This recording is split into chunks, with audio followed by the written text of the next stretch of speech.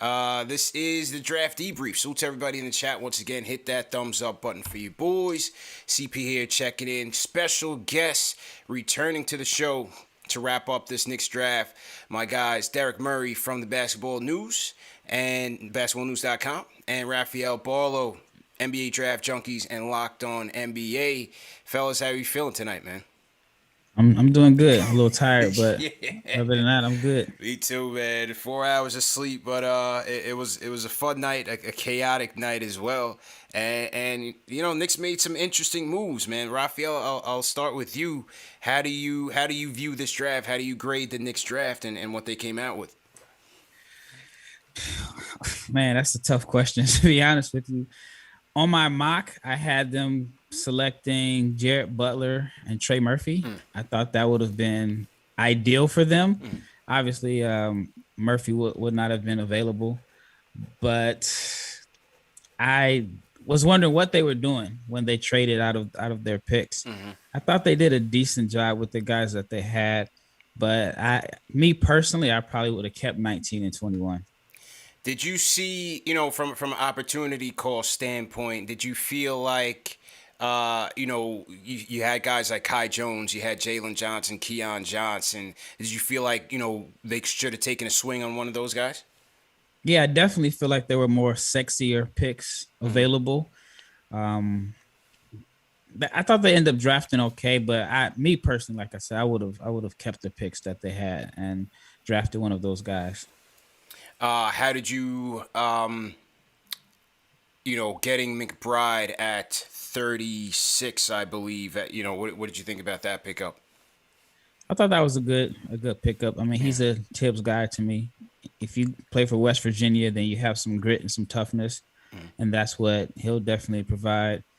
Pretty good shooter, especially out the mid range. But I think his main thing, why he'll probably play, is just his toughness Mm-hmm. and his competitiveness. Which, I mean, obviously, if you play for Tibbs, you have to have that. You can't be soft playing for Tom Thibodeau. Yeah. How about Rokas, man? He's a guy who, I didn't have on my radar, had no clue who this kid was playing out of Lithuania, but you've been following this kid for quite some time. Tell us a little bit about Rokas out of Lithuania. So I've actually been watching him since he was probably maybe 16 years old, to be Mm, honest with you. mm, So, all right, if people remember when LaMelo and the Ball brothers went to Lithuania and they were airing those games on Facebook, there was a game where they played Zalgiris, and there was a kid that like literally lit them up, and he had, I want to say, like 31 points. That was Jokic. mm. So I had, I was familiar with him before that, and then I thought he was going to come out last year, and he ended up pulling his name out the draft at the last minute. Played well this year. Left-handed, can play on or off the ball. The best comparison I have, or that comes to my mind, is he's Goran Dragic, Mm. but it's like Dragic without the first step. So does that Yeah. really make you Dragic? But it's he can play on off the ball, like I said. Good playmaker out of pick and rolls. Mm. Not the most athletic guy. Good shooter, not a great knockdown shooter, but he has a really good feel for, playing pick and roll. And I think it's a solid pick. I just don't know if he's gonna come over. Well, according to Mark Berman in New York Post, he's drafting stash. They say he's going to stay in Barcelona at least this year. So, and I figured that, I going into this, I didn't think that the Knicks would field, all four rookies in roster spots, and it looks like they're gonna have him in Barcelona, and with picking up Jericho Sims with 58, who knows? It could be a two-way contract, or he may or may not make the team. Derek, I'll go to you, man. What did you think about how the Knicks came out of this thing? Trading out of a pick when both Isaiah Jackson and Usman Garuba were on the board was strange to me. I did not see that happening. Similar to what Rafa said. I think 19 and 21, I probably would have kept them both and used them both because I thought there was enough talent there that was probably the right call. What's interesting to me going with the Rokas pick, so okay, you trade back, you ignore the youth and the upside that was on the table, and you take Quentin Grimes, who I view Quentin Grimes more as a guy who can see the floor sooner than a lot of the other younger guys who were on the table at that time. So the word had been kind of lately of, all right, the Knicks are going to try to pick win now, which again is why Trey Murphy was on the table, which is why you try to trade up and get Duarte, which is why that was out there for so long. The trading up, I don't think was ever for Isaiah Jackson. I thought they would have taken him at 19. To trade back, take Quentin Grimes, and then take a stash guy at your next pick is what kind of baffles me as far as just a timeline thing. Like, why not take another maybe ready-to-play guy at the early second-round pick where you take Jokubaitis instead of stashing him? So the two picks from a timeline perspective almost clash with each other, at least in my mind. I think that's what confused me the most after trading back. After trading back to take Quentin, I'm like, okay, they're going to take a bunch of guys that can play right now, and then that's not what they did the rest of the draft. So I was just a little thrown off by it. Yeah, it was tough to see, man, because my predictions or my hopes coming out of this were to get Murphy, Mann, and then Grimes at 32, and then, whatever they want to do at 58, hopefully come out with a backup 5, which they did ultimately doing. But, to see Murphy go 18 to the Pelicans, I'm like, all right, here we go. Can we get Trey Mann? And then OKC picks Trey Mann. With 18, I think Murphy went 17. OKC ends up picking Mann at 18. So then I'm like, okay, where are we gonna go here? I would have, I was surprised to see them trade and punt on 19. I thought that with 19 and 21, we would go someone who was ready to go. A guy that you can plug and play right now, and then take a swing on some upside. And what do you guys think about them passing on some of the guys? I know Derek, you had mentioned Isaiah Jackson and Garuba, but what about some more of these perimeter guys in terms of Keon Johnson? Then you had the bigs in Jalen and Kai Jones. What do you think about them and potentially passing on those guys? I actually don't mind passing on Keon there now, knowing in hindsight where you got McBride. I think McBride at that pick is tremendous value. And even though their offensive games are very, very different, on defense, they were probably going to play similar roles. So I would rather have McBride at, what was it, 36? 36, yeah.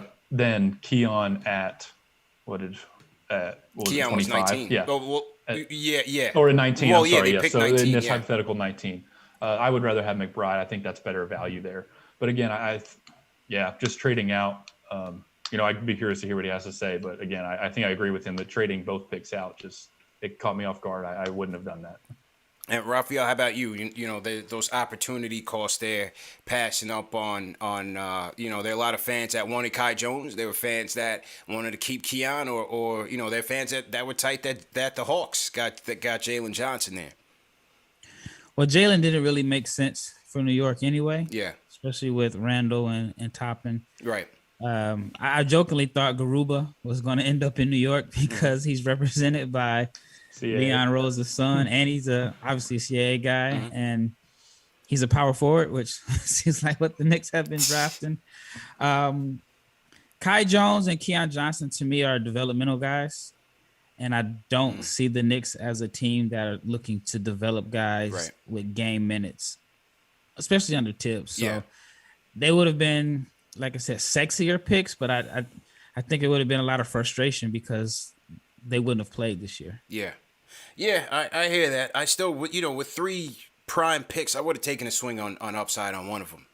I like Grimes a lot. Don't get me wrong. I like Grimes a lot. I think he's going to be a nice 3-and-D guy. The 3-point numbers certainly jump out. His defensive acumen jumps out. I mean, some of these percentiles are nice, man. 84th in offense, 92nd in transition. So him and RJ are going to be nice out there with Obi as well. Pick and roll ball handle, 86th percentile, 70th in ISO, 72nd off of screens. I like Grimes a lot, and I like the defensive intensity that McBride will bring at the very least coming in. I think he's a guy that whose defense will put him out on the court immediately. So I like that.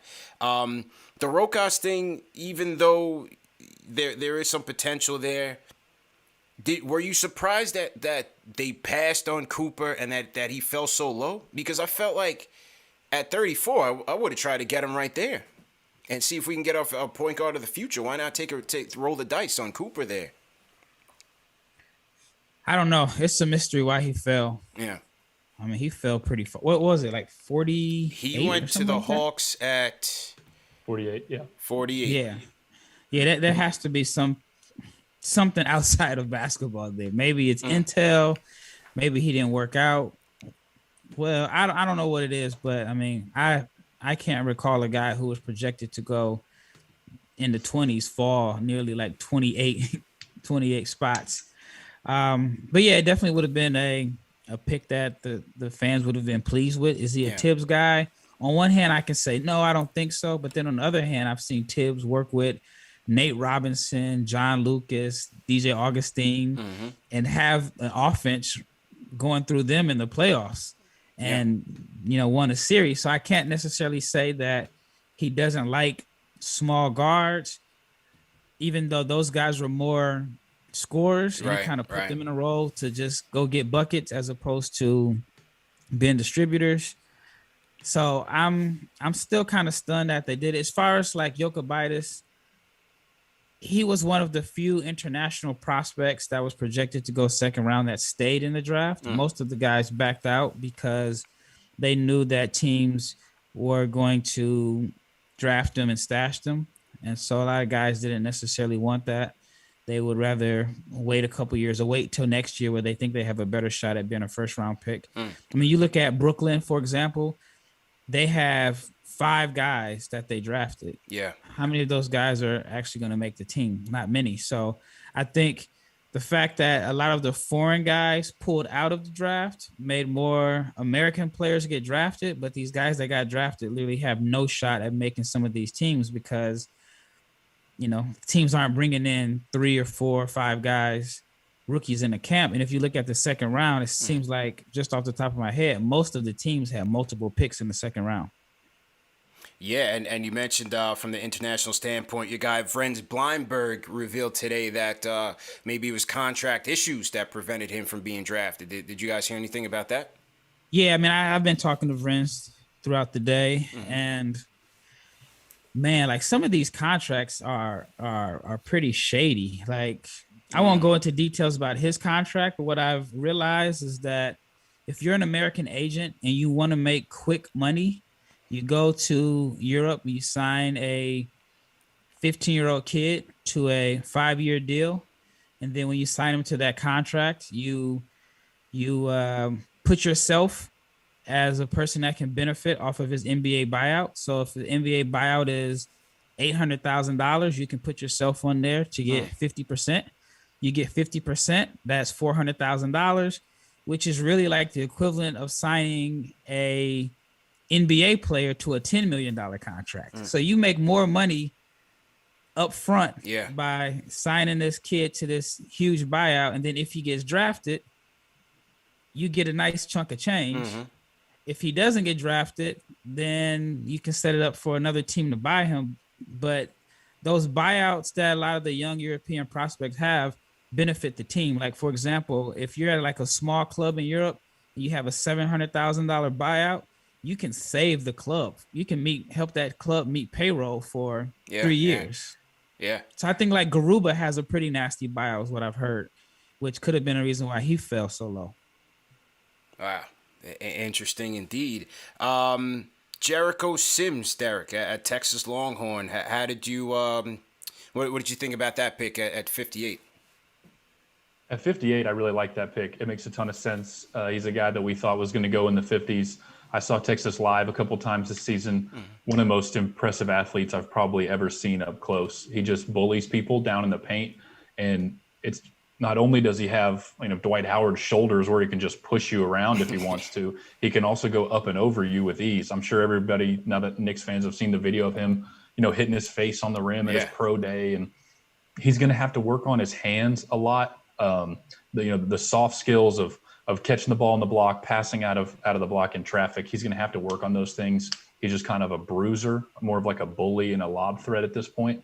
But again, that athleticism will get him on the floor.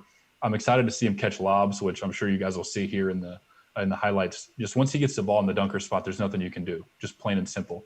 You have to have a guy who's either as strong as him or can jump with him to be able to do anything. Just going to have to refine a lot of the skills before he gives you like legitimate, meaningful minutes. Will he improve his skills? So, I mean, he was on Mo Bamba's team, right? As a freshman? I believe he was a freshman.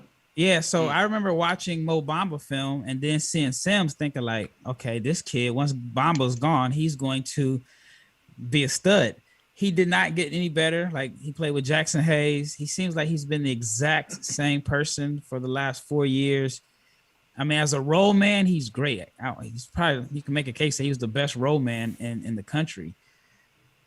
I just didn't really see any development with him. And you would think that the way the league is going, a guy like that with that type of athleticism as a vertical lob threat, I mean, we've seen guys that do the same thing get drafted higher than him. So I was wondering why he stayed 4 years. And then the fact that when he did stay 4 years, I didn't really see much improvement. Texas hasn't been the best fit as far as with floor spacing because they really had like 2 fours out there with them.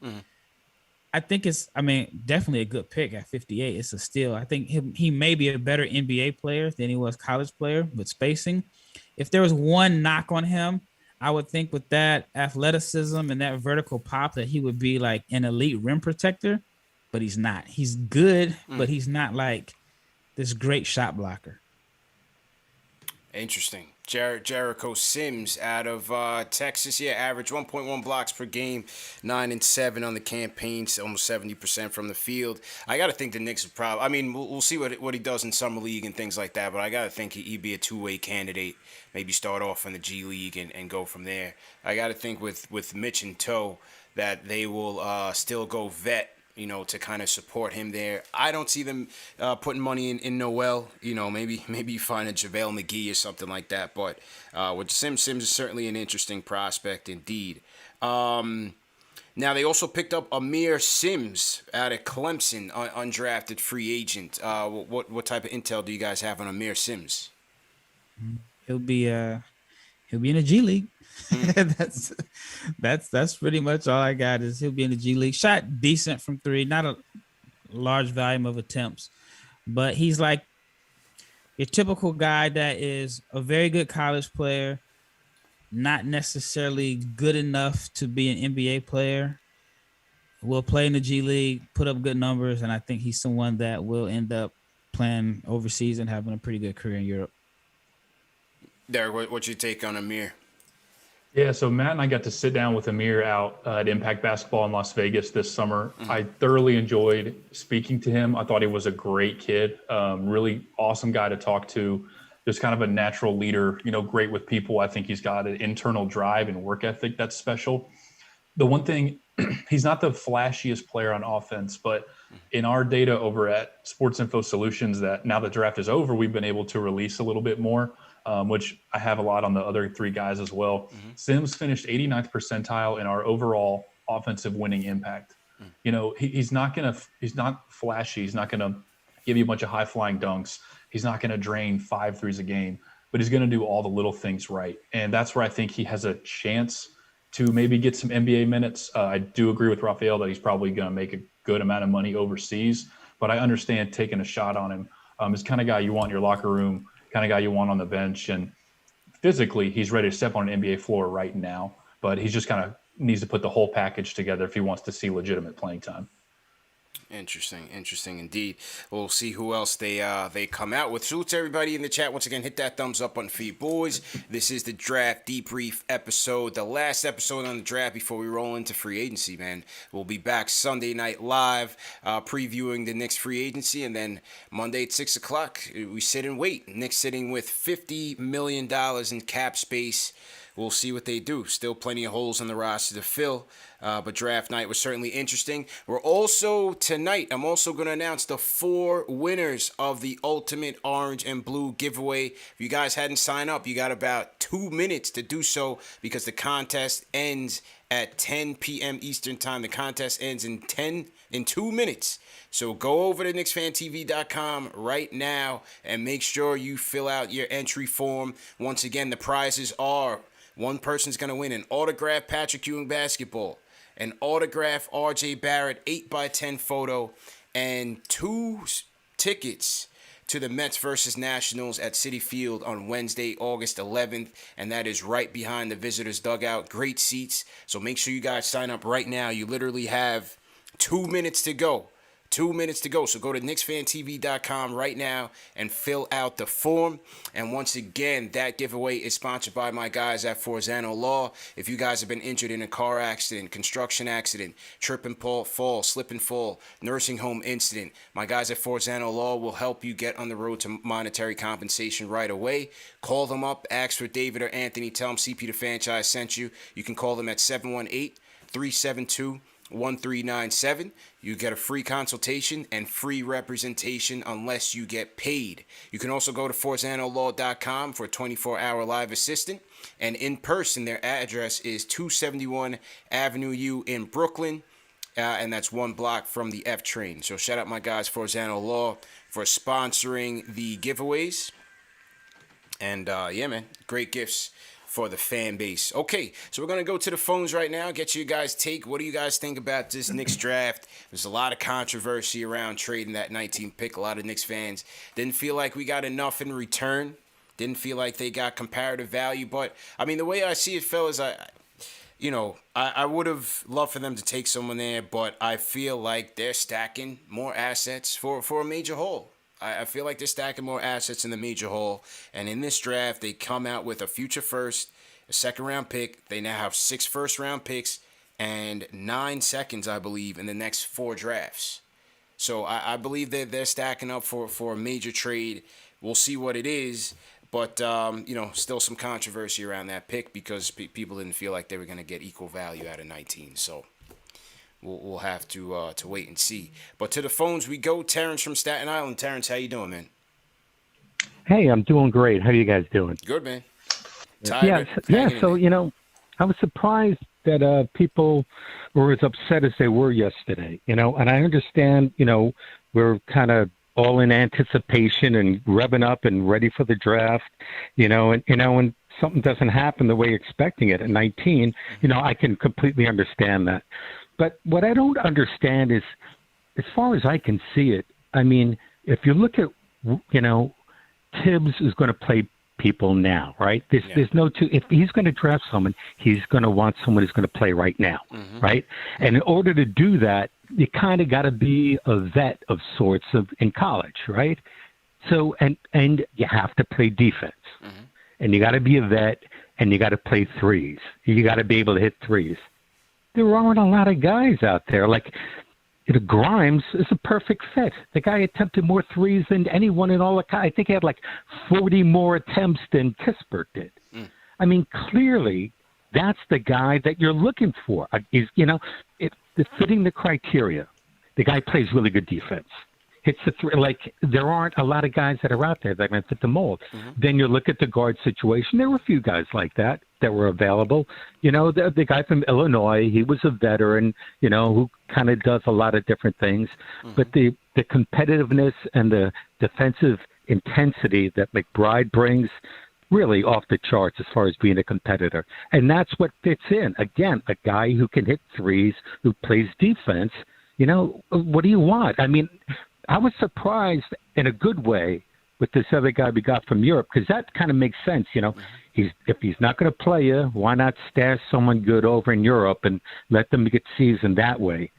But my God, for the amount of assets that we had, I think that was the way to go. There was only a few people that fit, and I was surprised that people didn't see that Grimes was the perfect fit. That's all I got to say. Thanks, Terrence. Thanks a lot, man.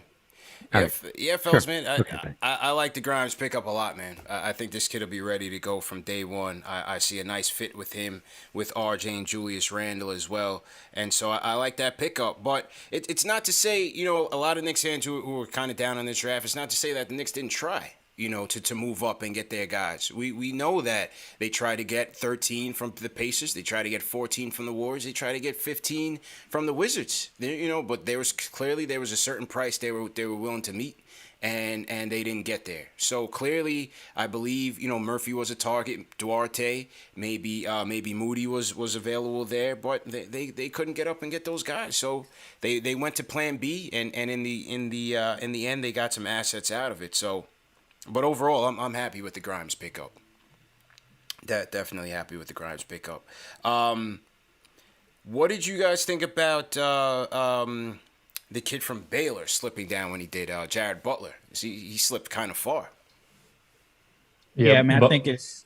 Go ahead, Rafael. Go ahead. I think it's directly related to the medical issue. I mean, I thought he was still going to get selected. Actually, like I said earlier, I had him going 19 on my mock that I released before the draft. But it seems like team doctors may have felt like they may have graded him differently than the NBA doctors, and that's just, to me, that's my opinion. I don't think it has anything to do with basketball or on the court. I just think he was red flagged because of his medicals, and it's different, but it's similar. It's kind of like with Michael Porter Jr. He was clear, but there were some teams that were just like, no, his body's not going to hold up. And I mean, you can say it was a mistake for the Clippers to draft Jerome Robinson over him. Yeah. And I think this was the same thing. He was clear, but some team doctors looked at the medicals and they said, no, it's not worth the risk, which is crazy to me because it's only like a 3-year deal. It's not like you're signing him to a 5-year max contract. So to me, it would have been worth the risk. Yeah, I thought Butler, I didn't think he was going to go in the first round. At the Rokas pick, I do wish the Knicks would have taken him. I thought the Jazz got a steal for picking him up when they did. It was, 40. The heart issue obviously was a huge part. Wasn't the only part of the medical. I think that's just the only one that they've released. But, Rafael's right. A lot of teams, doctors just said, no, like straight red flag. We're not doing it. We're not taking him. What I'll say about the call, I think Terrence, he sounds like a burner account from somebody who works for the team, just laying out exactly what the plan is, and it worked. We got our guys. We did exactly what we wanted to. To Terrence's point, and what he is right about is Tibbs is going to want guys who can play right now, who can shoot threes, and who can play defense at a high level. And from a value standpoint, Grimes is probably maybe at his high end, right on the value. And I thought McBride was tremendous value. McBride fell due to an injury that wasn't like overly disclosed to a lot of people, but that's why he slipped. Thought it was a great pickup there. I wrote these down. So in our SIS data, Grimes was 85th percentile on and off ball defender. McBride was 95th percentile on ball defender. Grimes 98th percentile in the class in pull-up craft as a three-point shooter. So that's not even accounting makes and misses. That is just how well he gets off his shots, how clean his footwork is, the versatility of how he gets his shots off. So he was 98th percentile. McBride was 96th. I mean, at this point in the draft, you got, again, a little undersized for the 3-and-D term, but probably the two best options you could have hoped for at these two spots. So I get what Terrence was talking about. And from that perspective, it might have been a home run. Yeah, interesting indeed, and at least from Grimes' perspective, seems like he's a tough shot maker as well, and I think that'll serve the Knicks well, man, because it was quite evident, especially in the playoffs, that they just didn't have many of those guys. I saw Alec Burks was capable of that off the bench, but just a bit too erratic.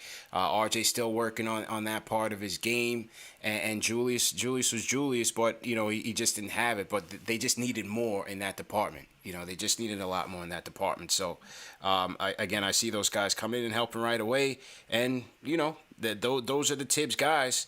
I just I would have hoped that they would have just taken a risk and gambled a little bit on something that, with potentially some star upside. But we'll see what happens, how Keon Johnson and those guys pan out. And Cooper, hopefully they don't regret passing on Cooper.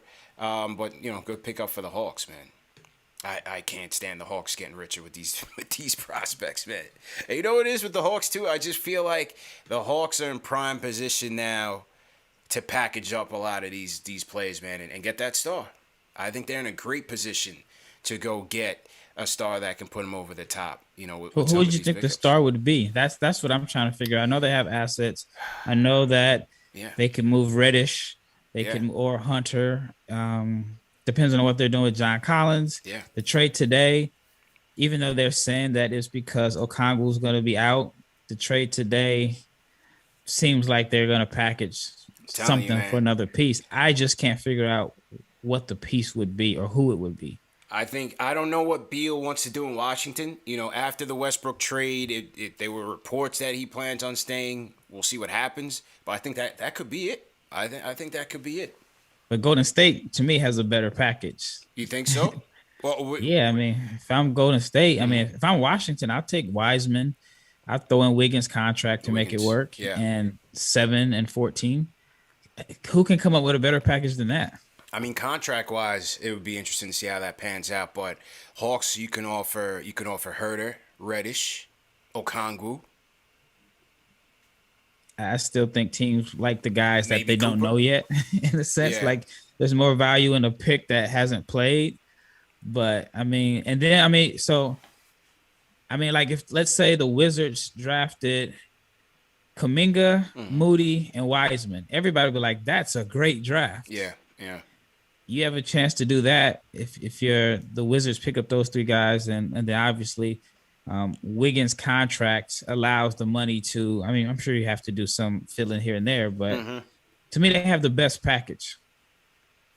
Yeah. I was interested in seeing if Golden State was going to make a move on draft night, but we'll see, man. Still came out with Moody and Kuminga. I like those pickups. We'll see where Ben Simmons. You know, Ben Simmons is definitely going to get traded. I have no idea where he's going to go either. So I'm starting to think he stays. I mean, if it's true that everything that they want, like they wanted like 4 Raptors starters. Yeah, that's crazy. It's like, all right, on one hand, do you really want to move them? Or are you saying you're making these ridiculous offers so nobody moves them, and then you tell your fan base, we tried? Yeah, Philly's going to be in an interesting position, man. What did you guys think about? I mean, who were some of your winners in the draft? Which teams did you guys like in terms of who they came out with? Yeah, Matt, I just released actually a winners and losers article on basketballnews.com. Charlotte and Houston were far and away my 2 winners. I mean, Charlotte got Book Knight at, I think, tremendous value. Again, when we left his workouts down in Miami, I thought he was a top 7-8 guy easily. Just he's going to be able to score 20 points a game in this league. I thought Kai Jones was late lottery worthy if you bought the ceiling. And then we saw JT Thor work out as well, where he's 6'10" and moves like a guard and has flashed the ability to stretch the floor. I mean, you get all 3 of those. That's just ridiculous. I think, Charlotte and Houston for me, no, not even close. Yeah, I was thinking Charlotte as well. I thought Houston did fairly well. What about you, Rafael? Yeah, Charlotte definitely got more athletic overnight. Yeah, I mean, they got some of the best athletes in the draft. The interesting thing to me is Rafael Stone, the general manager of the Rockets, like out Sam Presti.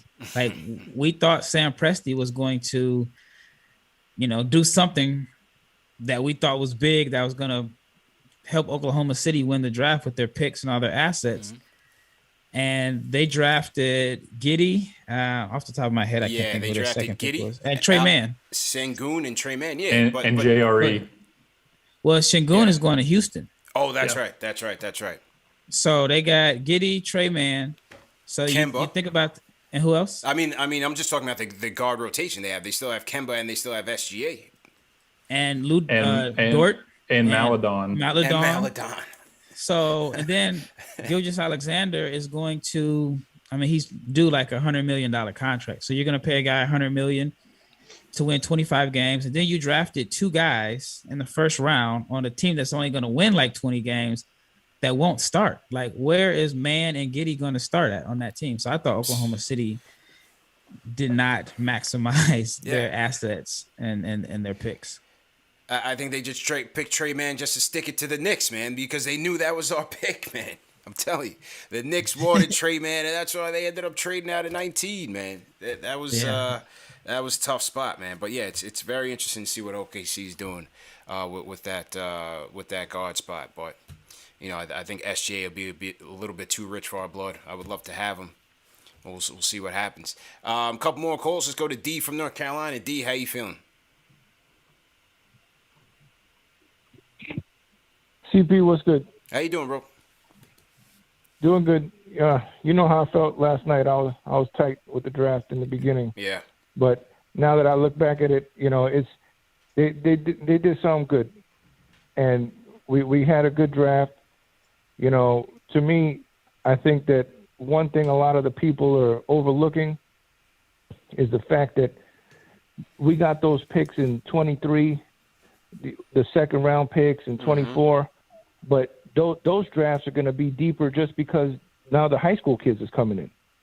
Double draft. Is that confirmed? Is that confirmed, No, Derek? it's not confirmed. It's not confirmed. Okay. But, you know, they're talking about in 23 that they're coming in. So if that's the case, that's going to be a deeper draft. So we got those picks. Plus, if we package them to get somebody, which I think is going to happen anyway, you know, we're sitting good. And I also feel that we're in a good place to exploit all these other teams that are in tight situations like Atlanta, like Orlando, like OKC, because now OKC has all these guards. Orlando's just picked more guards. So, you know, what's going to happen there? And the pick that surprised me the most, honestly, out of the whole draft was Sacramento with Davion Mitchell. Yeah, well, that was kind of confusing to me. You know, but then again, you know, with what's his name being the coach, you know, he might be trying to go to the 3-guard rotation like they did in Golden State, but I don't see that working out. Yeah, but Halliburton is like 160-pound small forward. Right. You know, sorry to cut you off. I think we're going to be able to exploit. And as far as, you know, Rokas, I was watching a lot of videos today about him. You know, I think it's good. And plus, he's going to be playing over in Barcelona, which is a better league than the G League, and he's going to develop better than if he was over here in the G League. And, you know, of course, you know, I would have rather them taken JT Thor at that position, but, you know, it is what it is. And then with Sims, I feel like he's kind of like a mixture to me of Jackson, Hayes, and JaVale McGee. So I think if he comes in and does all the dirty work, you know, blocks and rebounds and gets a little hook shot, we're going to be good. Okay. Appreciate the call, man. Appreciate the call, D. Good to hear from you. Yeah, what did you guys make of the Davion to the Kings pick? Because that was kind of confusing for me as well. Yeah, it didn't make any sense to me at all because they still have Buddy. I thought that if Buddy was packaged in that Lakers deal, then maybe it would make sense. But I mean, 3-point guards, and even if they go to 3-guard lineup, Halliburton is like $160. Right. So right. Is he your de facto small forward? I mean, it's the Kings. So even though this is a different front office, I try to give them the benefit of the doubt by thinking like this is not the same group that, you know, it wasn't the Vlade Divac group, but it just seems like it's still the Kings. That hadn't changed, man. Go ahead, Derek. I don't understand picking a guard that is going to take the ball out of De'Aaron Fox's hand at all. I just don't know. Like I wouldn't have wanted to get in his way. You were paying him a ton of money now. I don't want to congest it at all. So the only logical, you know, putting myself in their shoes, the only logical explanation is the 3-guard lineup, which again, agreeing with Rafael, I don't understand. My initial, as soon as it was picked, I thought, oh man, they think Halliburton can play the 3. That was my initial thought, and I thought, oh no, I just don't know if that works. So maybe you pick him thinking you go 3-guard. Maybe you pick him and think this is just our safe, legitimate backup point guard who's just going to get the backup minutes, but you don't pick that at 9. Right. So I don't know. It was very confusing. I don't know if it didn't catch me off guard as much as Primo at 12, but I think it was the first pick of the night that really kind of shocked me. Yeah. Over Giddey at 6. Look, I'm tied enough with the Thunder front office. Again, I spent some time with that organization. The fact that I did not hear Giddey's name at all leading up to it, when he was picked, I thought, oh yeah, that makes total sense. Like they were probably doing that the whole time. Plus, they don't have leaks. Yeah, they don't have leaks. They never had. They do a really good job. He is in the same kind of mold. He was the kind of kid that Oklahoma City is going to want in their organization.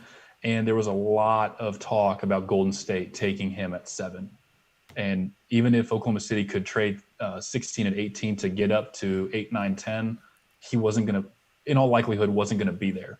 And I think that a lot of it played into they believe that the Warriors were going to take him. And hey, if you have your guy, it's a draft. If you have your guy, even if it feels high, and you can't get him at your next pick, you've got to take him right where you are. Yeah. So 6, while it was surprising, the Davion one is the one that really I thought this doesn't add up to me.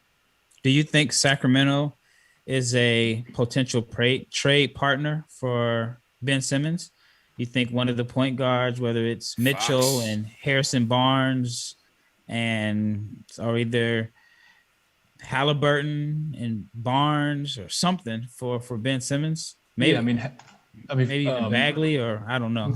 I think Mitchell would be great up in Philly as their point guard. I do, but I'm not making that pick for you unless I am dead set. A deal is done. We are doing this right now.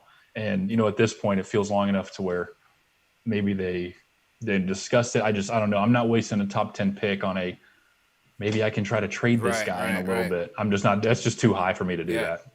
Yeah. Cause I think Buddy Hield and Mitchell would help Philly a ton. Mm-hmm, yeah. Mm-hmm. For sure. Yeah. Gonna be interesting to see what happens, man. But like, I'm with you, Derek. You don't make that pick at that high up for, a potential scenario like that. But that's the Kings' problem. Salute to everybody in the chat. Once again, hit that thumbs up button for you boys. We got over 1,000 people watching right now on a Friday night. CP the franchise here checking in. Welcome everybody in the chat. I'm here with my guys Derek Murray from basketballnews.com and Rafael Barlowe, the NBA draft junkie locked on NBA. We're doing our NBA draft debrief, in particular for those New York Knicks, man, giving our reaction to the Knicks draft, recapping everything and getting the fans' reaction to everything. Coming up, I'm going to announce the 4 winners to the Ultimate Orange and Blue giveaway, so stay tuned for that and see if you won. We're going to take a couple more calls. Up to the Discord, we're going to go Jay from East New York. Jay, how you doing, man?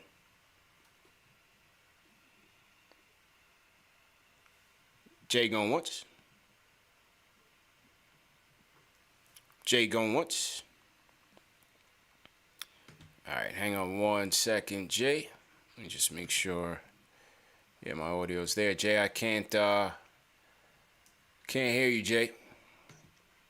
Dave, let's put Jay back into the screening room and see what's going on with his audio. Fredo, you're up next. Fredo, how you doing?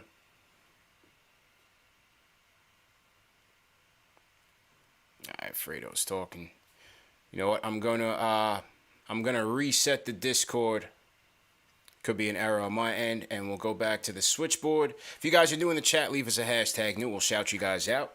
1.1 thousand watching right now on a Friday night. Mike from New Jersey. Mike, how you doing, man? Hey, good. Can you hear me? Yeah, loud and clear. You good to go? Perfect. Yeah, I just kind of want to give my take on why actually I thought trading the 19th pick was actually a good idea for the Knicks, if you don't mind. Mm-hmm. Yeah, so basically the reason is when you trade, or let's say, for example, in the future, eventually, we're going to make a big splash if you trade, of course, correct? Yeah, yes. So if you're trying to make a trade in the future, it's always better to have draft picks than it is to have prospects, because the other team is just going to lie. So let's say, for example, we took Ty Jones. Mm-hmm. The other team, of course, is going to lie and then say, hey, we had him as a second rounder, so we're only counting his pick as a second rounder. Whereas with the Charlotte first, you have to say, it's probably going to be like the 17th, 18th, 19th pick. I can't imagine that their ceiling is, a championship ceiling. So I have to imagine it's going to be somewhere between like 16 and 20. Mm-hmm. Maybe if it's down the line, if it's only top 14 protected, it might be like 15, 16, whatever. But you can basically talk a team into the fact that, hey, if you're getting the 18th pick, you'll probably get like the 11th, 12th guy on your board, chances are. Mm-hmm. Whereas if you're getting a player like Ty Jones, that let's say, for example, we drafted him, teams are just going to lie and say, hey, he wasn't high on our board. We don't value him that high. You're going to have to include more. Whereas with a pick, you can actually say, well, you're getting the player that you want to. And they can't lie their way out of that, of course. So that is why I actually think trading that was a good idea, because if we're trying to get a big fish in the future, other teams are just going to, of course, lie and say, hey, we weren't high on that prospect. I want more. Whereas with a pick, you can't say that. Interesting. Yeah, that's an interesting way to look at it. And I also learned from Jonathan Macri at Knicks Film School today that for somehow this pick with Charlotte is tied up where they're not able to trade a first-round pick until 2027. So in order to do so prior to that, they would have to negotiate with the Knicks to lift some of these restrictions. So it could play out into the Knicks' favor where they get something favorable that I guess may not be lottery protected down the road. So Seems like it's quite restricted, but it does seem like the Knicks have some negotiating power as well in the event Charlotte wants to make a trade prior to that. Mike, still there? Oh, he hung up. Yeah, so I mean, it's interesting, what they're gonna do with that pick and how and where it, what it conveys, what it turns into. But it seems like the Knicks have some flexibility there. A lot of people are angry because the Rockets were able to get 2 firsts for trading out of 16. I that makes sense to be mad. Yeah. It's tough, man. For me, we just got to wait and see. Like I said, this pick could be used in a blockbuster trade, and maybe you don't even think about this down the road, but, we just got to wait and see what happens, man. Who would your targets be in a blockbuster trade? Man, naturally, you think about CAA guys. And I thought Booker, at this time last year, Booker would have been a target. I think that's probably off the table. Yeah. Cat, maybe. So who's your trade target? My target should be Dame or Beal, man. My target should be Dame or Beal, but it's just got to be the right time. Right now, I don't think it's the right time because I think they're gonna want RJ in any deal right now. But this is why I wanted them to kind of keep some of these picks and get these guys in the game, start to play some of these guys and see who they can develop. Because without knowing what you have, I think that it's gonna end up costing them more for either one of those guys. And with Beal, with the Brody trade, they're saying Beal might stay with Washington. Does he sign the extension or does he go into free agency? Ideally, I would love to see if they can get Beal in free agency, and then you see, next offseason if you can pull off a Dame trade that may not cost you as much. But I think those would be the two realistics. I don't think Booker's realistic. Right now, I don't see Mitchell being realistic. I think they're firmly planted where they are. But in terms of star power, I think those would be the two. Yeah, Mitchell thing could be interesting because if Conley opts out and then there's rumors that they're going to trade Ingles to save money, that really depletes their team. Yeah. And Mitchell's from the area. He has the ties to CAA. The Knicks hired his developmental coach or somebody that was instrumental in his development. So I think that could, I think the next 12 months, the Mitchell situation could be a lot different. Yeah, could be interesting. We do have Johnny Bryan on the coaching staff as well, so we'll see what happens there. A lot of fans also did not like the Nets grabbing Cam Thomas. What did you guys think about that one? Yeah, I can't wait to see Cam Thomas wave KD and Harden off and shoot a step back 3. I'm looking forward to that. Yeah, that was hard to take, man, because I already know, deficiencies and all. I just see him coming off the bench and just giving the Knicks buckets, just doing what he does best. Derek, what do you think about that pickup for Brooklyn? Yeah, he makes a ton of sense there. Again, one of the best isolation scorers in the country now gets to learn from three of the best isolation scorers in the league. Yeah. And, I mean, he's going to learn a ton. Again, he has to be willing to learn a ton, which is very important, and it's a huge part of this. And if he is, I mean, he's probably only going to get better as a microwave scorer. So he might not see much playing time early in his career, but who better to learn from with what he's good at? Yeah, I thought they got him in a good situation, man. So that was tough to see as well. Shout out to Matthew Henry in the chat, sent a super chat. He says, Quentin Grimes and Miles McBride are 1,000% Tibbs guys. I think we got great value in great places while still gaining assets and future draft picks. All right, Matthew, appreciate the super chat. So he's certainly optimistic about the way things went last night. I'll say too, for the fans, I've seen a couple in the chat that are really upset, like you mentioned, CP, about the Thunder being able to get 2 firsts for 16. The picks are very heavily protected. So I don't want the Knicks fans watching and listening, I don't want them to be too upset and think that the Thunder just got 2 unprotected futures. One is in 2023, it's from Washington. It's protected all the way through 2026 in the top 14, 12, 10, and 8. And then the other one is from Detroit in next year's draft, protected all the way through 2027 at 16, 18, 18, 13.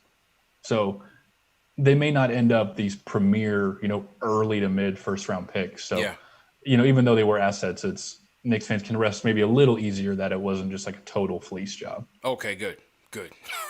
That makes me feel a little bit They just better. see first, and that's They all just you see need. first, and that, they done. see blood, man. They see blood.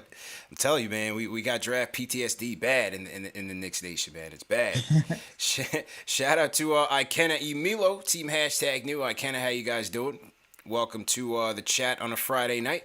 All right, a couple more calls before we wrap up. Let me try the Discord again. Jalen Julius, you're up next. What's going on, man?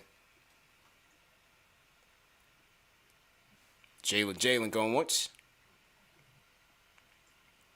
Jalen going twice. I don't see any, Dave, I don't see any levels coming from Jalen, so I think I'm okay on the Discord, but I don't think he's speaking at all. So I'm going to put Jalen back in the screening room, Dave, and let's see if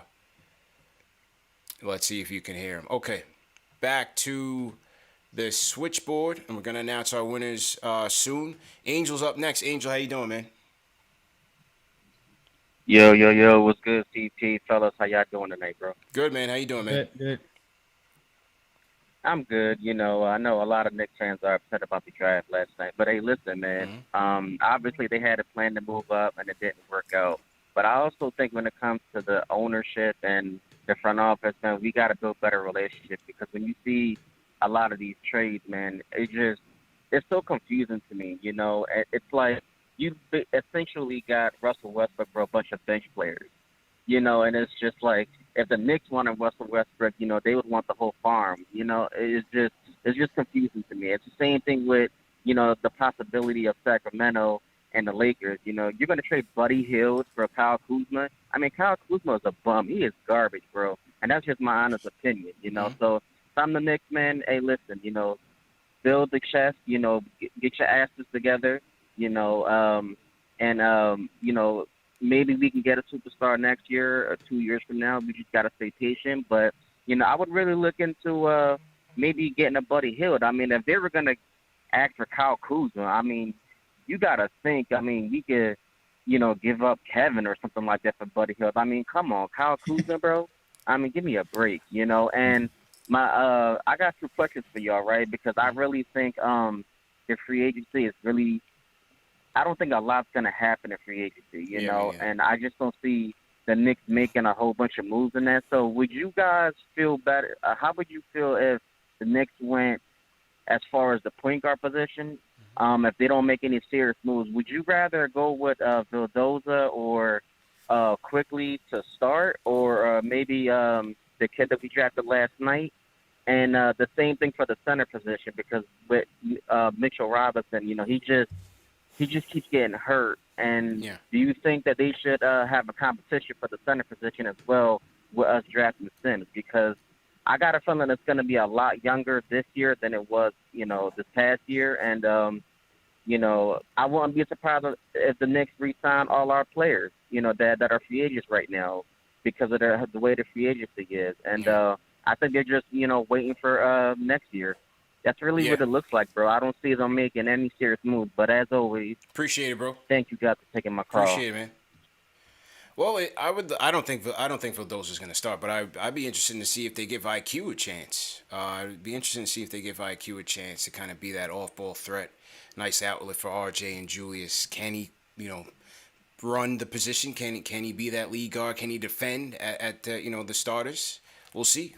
Second year Emmanuel Quickly. I'd like to see if they give him a look. I still think Tibbs will go vet. You may see a Lowry on a balloon deal, a Conley maybe on a 1+1. Derrick Rose, I think, has a great chance of coming back. So I still think we'll have some vets there. But I'd like to see them, get in that lineup with Quickly, RJ, and Julius, because offensive rating-wise, they had some good numbers there together in limited stretches. So I'd like to see them give Quickly a shot. As far as the center, I think it's Mitch's job to lose. I think Sims will probably be a G League guy starting off, and you'll have Mitch being backed up by some veteran that they get on the cheap. What do you guys think about IQ? Kevin Knox. What's that? It's funny, like Kevin Knox is not an asset. Maybe Summer League Kevin Knox from his rookie year. Man, you clip those highlights together, maybe you should can send move him to him. Vegas again, man. Come to Vegas, Kev. You know, find your groove, get your groove back, man. I don't know where Kev is gonna be by next year. You know, it just seems like he's lost in translation right now. I think Bullock could go to the Lakers. I think Bullock is a prime candidate to go elsewhere. We'll see. We'll see what happens, man. How would you guys feel about quickly potentially getting some looks at the one? I don't think Quickly is a pure enough of a point guard as a distributor to take the full load and responsibility of starting point guard right now. Right. You know, in flashes he can handle the ball really well and facilitate, but I just don't think enough to be deemed like the point guard right now. I just don't see that happening. Yeah, I agree. It seems like the Knicks need they don't grow on trees and they're hard to find, but a guy that can be an engine, and it doesn't seem like they have an engine. They don't have it. It's a bunch of guys that are maybe combos, maybe game managers, but not an engine. Yeah. Rose is the closest thing. Rose is the closest thing, man, but he's not the Benz anymore. He's like the Oldsmobile right now. You know what I mean? He's still he's the job done. He's that 2000 V12. Yeah, he's still got some power to it. Right. You know, he's that old box, you know, S500 right now. You know. Yeah. I think, you know, I still think he has a good chance of coming back, but certainly not starter level at this moment. So yeah, we're still missing that guy, man. Still missing the engines. Salute to everybody in the chat. Once again, hit that thumbs up button for you boys. All right, let's go to Will from LI. Will, how you doing, man? Hey, what's going on, guys? Rafael, What's going on? CP, what's going on, everybody? How you doing? I'm just looking at the draft. I was really angry at first because with all the protections that was on that pick. But when you look at it, it's really a gambling move, you know, and you can really look at it at a half glass full, half glass empty. You know, half glass full, we got Quentin Grimes, we got the other cat that we got in the second round. And you really think that with those pieces you can really defend, shoot, and we add those. But the other thing is, and you guys already touched about it, is that we don't have the best trade package. So even if that first star requests a trade, and hopefully we're on their list, you got to think about it from the team's perspective, and why would they do it for us? Yeah. Like, you can kind of say, like, they're going to do what's best. They're going to go what's best for the guy. You know, like, if it's Bradley Beal, like, he really wants to come to the Knicks. But they got to do what's best for them, and we're not going to have the best trade package. So if anything, we're going to maybe have the second best trade package. And if you have the second best trade package, that's like, at that point, I would rather stock up on, like you said, CP, stock up on young assets, guys, make them into valuable pieces that make them more appealing. I'm not going to say they're going to be like, what's the cat in Golden State, tall cat, with the second pick from last year. Like, I'm not saying they're going to be like him, but James Wiseman. We just got to build. You got to look at it from both sides, but at the same time, you still got to be in the running. You still got to have a package to offer if you're ever going to get a big star. So it's gambling. I see what he's doing. You know, I see what Rose is doing. He's a gambling man. This is a gamble, but when you look at it from there, I really think he did the best overall. You got young players, you got assets, but at the same time, you try to build for something. So half glass full, half glass empty. So I see both sides. Okay. So I'll just leave you guys with that. Appreciate the call, man. Appreciate the call, Will.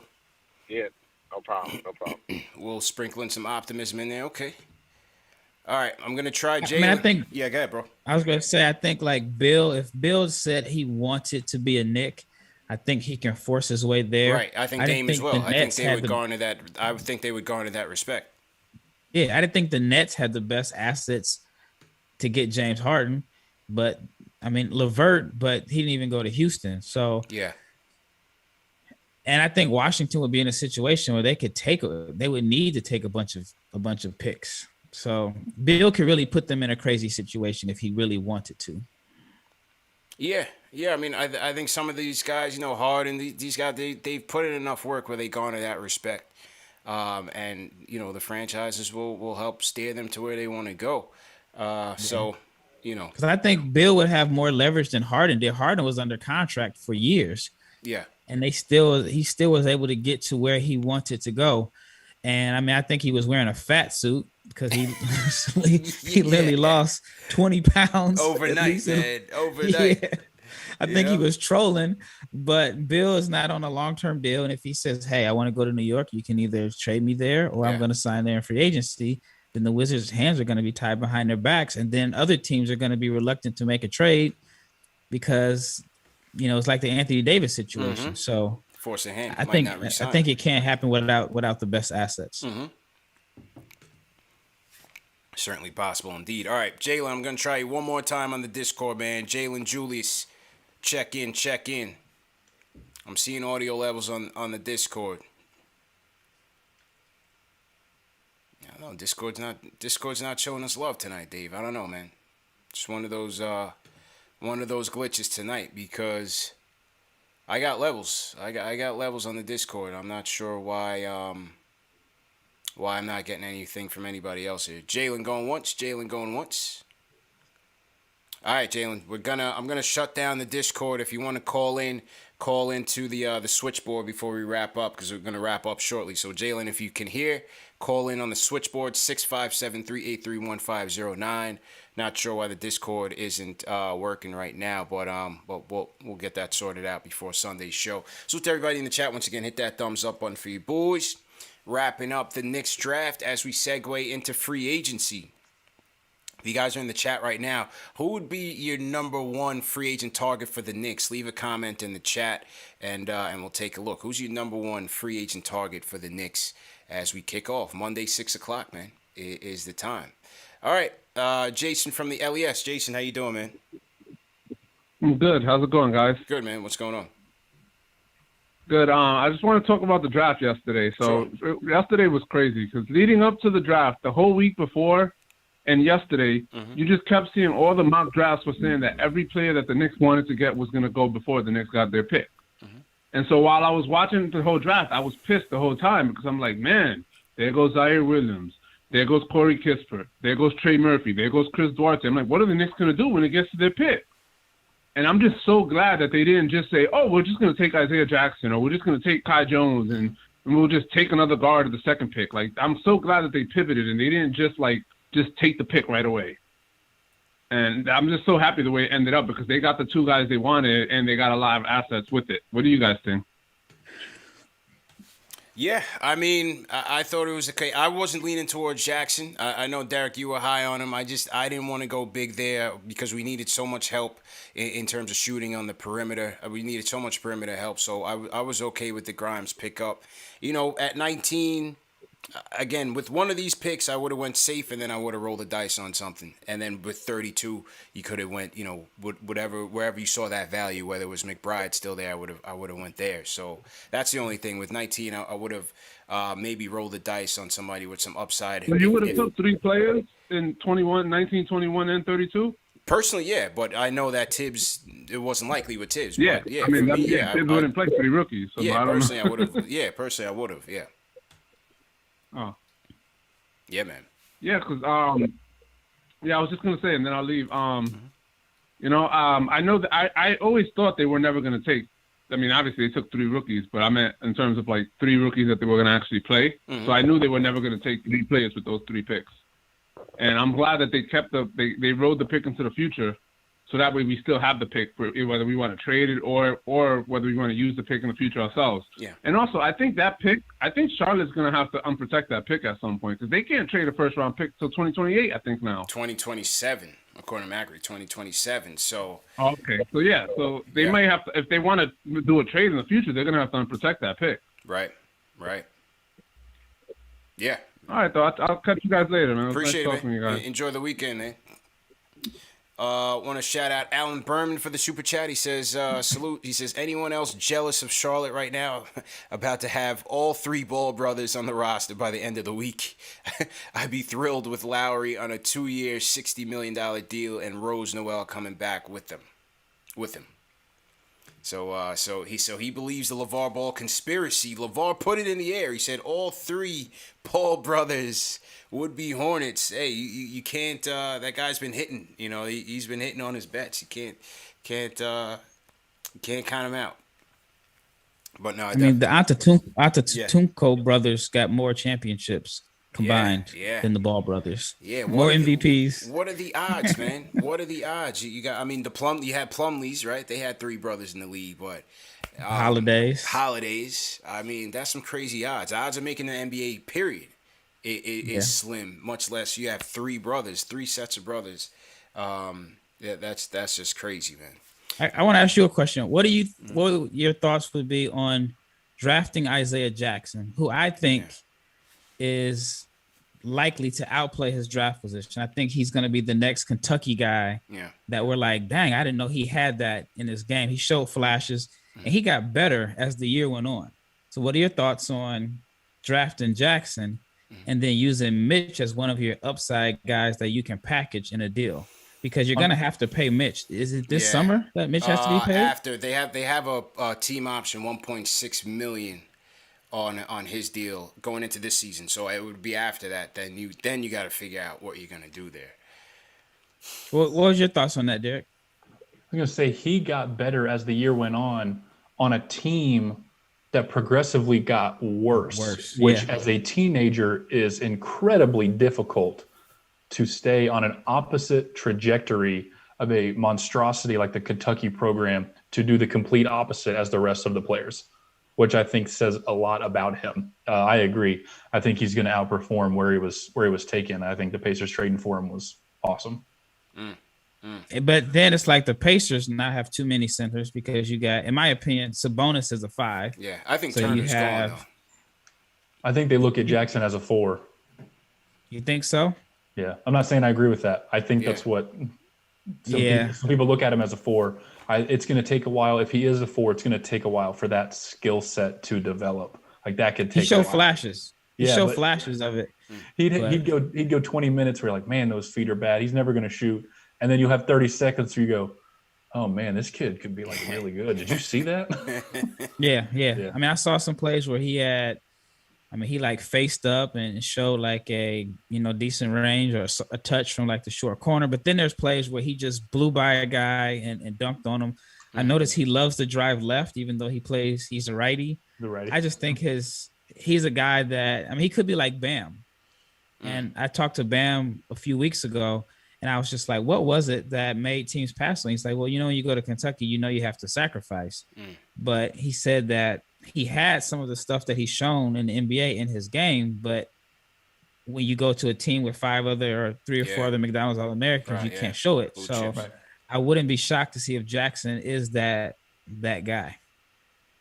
Yeah, makes sense, man. Makes sense, as you said, especially with Kentucky.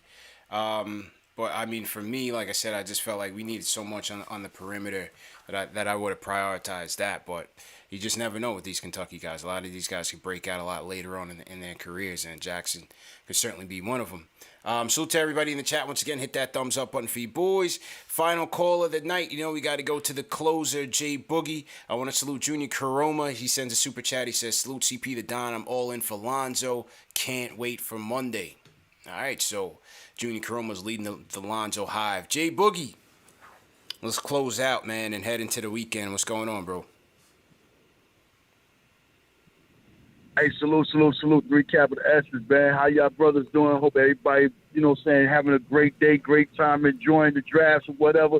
Mixed opinions, all types of situations. Everybody got this to say, that to say, More importantly, man, be glad that you're healthy. More importantly, be glad that you're safe. That thing is still out there. Don't care who it gets involved with. It is not racist, man. I got to go back to the essence and start promoting that. Because right now we at the end and new beginning of another chapter.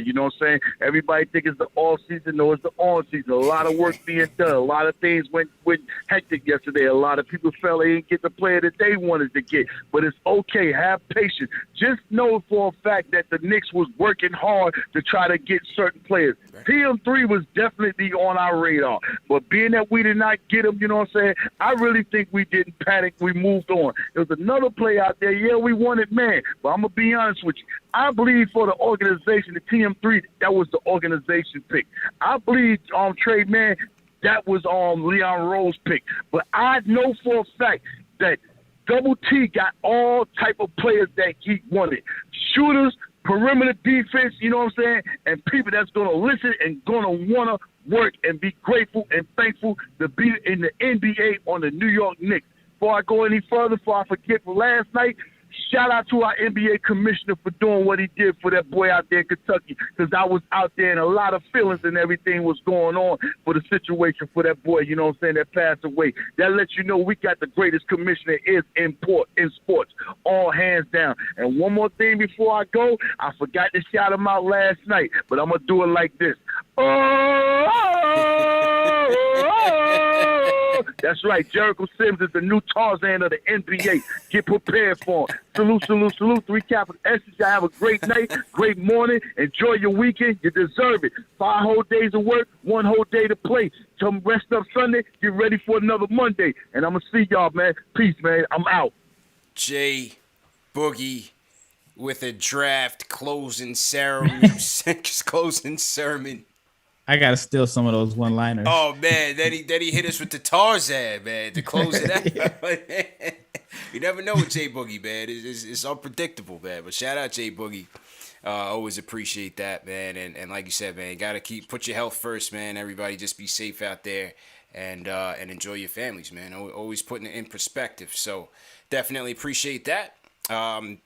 Derek, Rafael, appreciate you guys, man, for your draft coverage, your insights. You know, you guys eat, sleep, and drink this thing all year long. So it's certainly, it's an honor to have you guys on, and definitely respect you guys' opinions on these things. So thanks a lot for all that you guys do.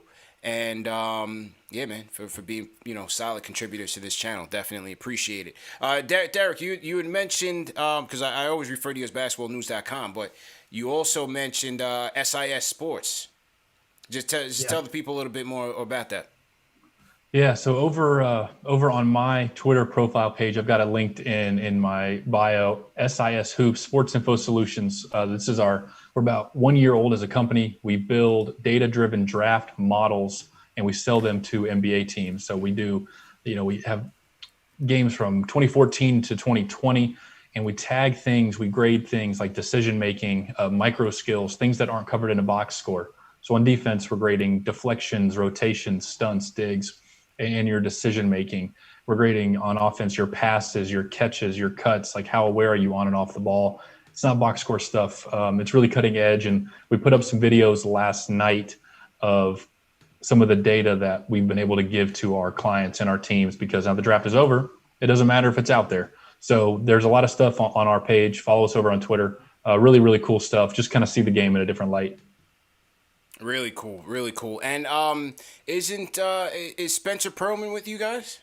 If I'm not mistaken. So many Knicks fans will know the name Spencer Pearlman. Spencer and I work hand in hand, right under our director Jake. So yeah, Spencer and I we're on the phone talking remote. I'm here in OKC. He's still up there in New Jersey. But again, yeah, we work together. So if you follow him as well, he was pushing out a lot of stuff last night during the draft. Yeah, shout out to Spencer, man. He was one of our first when we first started doing the draft coverage, man. He gave us a lot of intel, very sharp guy. So I'm sure he's bringing some positive insights to SIS as well. So good stuff, man. Great job as usual. And also just leave your Twitter handle where the people can find you. Yeah, my Twitter is DMurrayNBA, so DMURRAY NBA. You can find all my stuff there, and again, link it all to Basketball News and SIS. And CP, thanks again for having me on. I know all three of us are, like I said before the show, running on fumes. Last night was really, really long. So I just appreciate you having me on, and always fun to address Knicks fans. Absolutely, man. Rafael, Locked On NBA Draft Junkies. Let the people know where they can find you, man. Thanks again for everything. Yeah, no problem.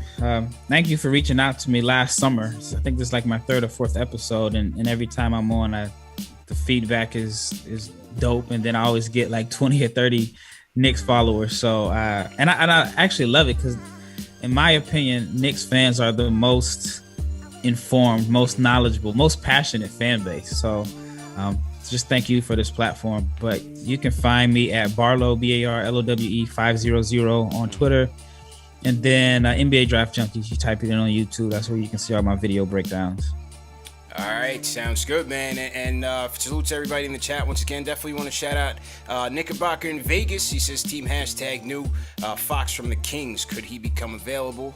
Hey, you never know, man. With Davion Mitchell there, who knows what happens. But Knickerbocker in Vegas, if you're going to be in Vegas for Summer League, I will be out there August 8th. For the Knicks opening game against, I believe they play the Cleveland Cavaliers first, and then they play the Lakers, and I'm going to be missing that Cade game. They play Detroit on the 13th, but I'll be there for the opener on August 8th, so if you guys are out there, make sure you guys pull up on us. It should be a great time. And last but not least, the 4 winners to the Ultimate Orange and Blue giveaway. Here are the winners. Listen up, people in the chat, to see if your name was called. The first person who won the autographed Patrick Ewing basketball, he only left one name, Eric. So Eric, congratulations. Shout out to Eric. Shout out to Eric. You won the Patrick Ewing basketball. So congratulations to Eric. Dave, let's just write that down for me. Actually I got it. So Eric got the Patrick Ewing basketball. I want to shout out this guy's name, Tony. It's Bologna. I don't know if it's Baloney, but Tony Baloney. No, this is not fake, people. These are real entries. Tony is going to go home with the RJ Barrett 8x10 autographed photo. Congratulations to Tony. And who's going to the Mets game? Stephen K. Congratulations to Stephen K. You have just got 2 tickets to see the Mets take on the Washington Nationals on Wednesday, August 11th, right behind the visitors' dugout. So definitely enjoy that. You and whoever you choose, we'll get you those tickets. We'll reach out to Stephen K. And also going to the Mets game is Christian Larea. Christian Larea, you have just won 2 tickets to see the Mets take on the Nationals at Citi Field on Wednesday, August 11th. So congratulations to all the winners, to everyone who participated. And remember, last night, my guy David from Forzano Law reached out and said if we got to 1,000 likes on YouTube, that they were going to send 2 people to the first Knicks preseason game in MSG. So stay tuned for that giveaway. We'll do it once the season is announced, and you guys have another opportunity to win, man. That's once again brought to you by my guys at Forzano Law. Shout out to David and Anthony as well. Thanks again for sponsoring the show. And remember, for those of you out there, that the show is also available in audio podcast format, Spotify, or Apple Podcasts, Google Podcasts, all the major podcast platforms, so you don't have any excuse to miss it. Also, remember, the show's presented by Manscaped. Go to manscaped.com, enter promo code Knicks for 20% off, plus free shipping. So once again, people, will see you Sunday, man. Free agency. The draft is over. Free agency is here. And we'll get it all covered for you guys, man. So we'll see you then. Peace.